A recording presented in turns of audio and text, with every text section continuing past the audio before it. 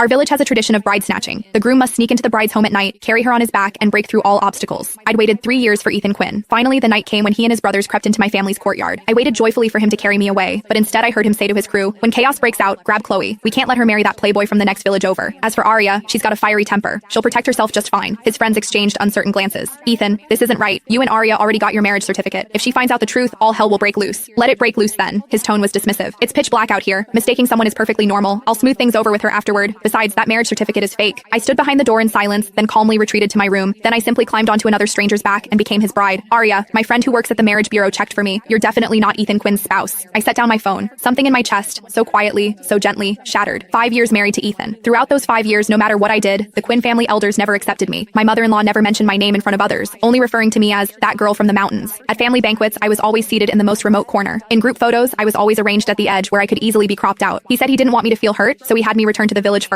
He said he'd wait until he completed our village's bride snatching ritual, followed all the proper procedures, then bring me back legitimately. I obediently returned. Though we spent little time together, to outsiders we seemed loving and harmonious enough, but I'd waited 3 years for him, saved up 3 years worth of things to say, longed for this night for 3 years. Yet he came for another woman. He'd fooled me with a fake certificate for 3 years, all just so I wouldn't discover. The person he truly wanted to capture was my stepsister Chloe. I looked at the woman in the mirror, expressionless, neither joyful nor sorrowful. Soon, commotion erupted in the courtyard. The bride snatching had begun. People were shouting, "They're here! They're here!" Someone laughed. Footsteps pounded past in chaos. Someone deliberately blocked the path. The firelight painted half the sky red. The excitement belonged to them. The excitement was for Chloe. The other group consisted of people from the neighboring village who'd come for the capture. They'd originally come to capture Chloe. According to tradition, if a girl was unwilling, she could hide away early and let them make a wasted trip. But Chloe didn't hide. She'd been waiting in her room all along, waiting to be carried away. And the person she was waiting for was my husband. The room I was in wasn't my usual one. It was Chloe's. That afternoon, my stepmother had called me over, held my hand, and spoke with rare gentleness. "Arya, tonight during the capture, you stay in Chloe's room. Your room is too quiet. The capture group won't find it easily. Those thugs coming for Chloe are troublemakers. You've always been tough since childhood, can take a beating. Not like Chloe with her delicate constitution. If she got hurt by accident, it would be terrible." I said nothing. I knew what she meant. According to village tradition, during bride snatchings, the groom's brothers would charge in first to seize the bride. The woman had to resist, struggle, fight desperately to prevent being carried away. This was called blocking the door. The harder you blocked, the fiercer you fought, the more precious the girl was considered. The harder the groom's side had to fight to carry her away. Those punches and shoves would land on you for real. My stepmother sighed, acting as though sharing her deepest thoughts. She studied my expression, testing the waters. "Besides, Ethan's from the city. He's not familiar with our customs. If you stay in this room by the entrance, he won't have to search the whole courtyard." Back then, wanting to make things easier for Ethan, I'd agreed. I'd even sent him a message with my room's location. But who knew? They'd been planning this switch all along. Outside, a louder commotion suddenly erupted. Someone shouted, "Got her! Got the bride!" People laughed, people cheered, firecrackers crackled and popped. I listened but didn't move. I knew who they'd captured. I could even picture the scene. Ethan carrying Chloe on his back, stumbling through the crowd. His brothers flanking them protectively. Someone deliberately blocking their path. People throwing things. Chloe burying her face against his back, pretending to struggle a few times. How wonderful. I lowered my eyes, refusing to look. Before long, my room door burst open. A group of people surged into the darkness. Their